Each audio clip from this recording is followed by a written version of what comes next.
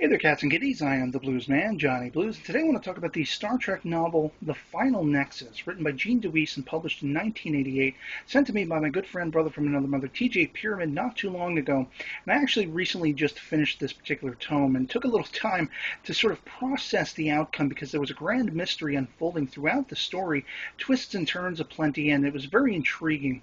Largely set within, well, entirely set within, as it were, the original series era of Star Trek. It sees the Enterprise being called in when a contemporary starship has stumbled across a gateway, an intergalaxial, I guess you could say, gateway of sorts, that is something very reminiscent of one the Enterprise had previously encountered in a previous novel. This one is loosely a sequel to one of the others previous to it in the original series Pocketbooks line of novels and publishings. And it turns out the Enterprise was able to develop a scanning system that would allow them to see these otherwise invisible gateways, for themselves. They can basically gauge where they are, how to approach them, and everything like that, whereas none of the other ships in Starfleet is equipped with such equipment. But essentially, why it becomes so urgent is because the Cochise's captain comes under the effect of a disembodied entity that can enter one's mind and consciousness and just puts upon them a tremendous weight of gut-wrenching fear, on to the point of madness. And the captain even tries to scuttle his own ship. He becomes very distrusting of his fellow officers and everything like that.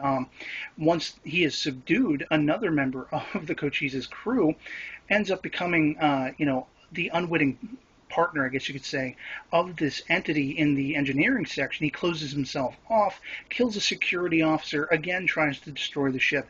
And so the Enterprise must intervene with their mission statement handed down by Starfleet Command, investigate what the hell these gateways are, and if we can shut them down, because this is an emergency. They are starting to crop up as the story unfolds all throughout space, and one, in fact, parked right off, the edge of our solar system right near Earth. So it becomes a legitimate threat, especially when Spock has sort of led an investigation through this language that they're getting from these gateways, that entire planets, entire species have been wiped out by the manipulations of whatever this disembodied entity or potentially entities has done to them and everything like that. So we see them encounter essentially it's kind of an AI ship called Cremaster, who turns out he was once a physical being, but his brain had merged with the technology of a weapon that was sent into this gateway because millennia and millennia ago, the creators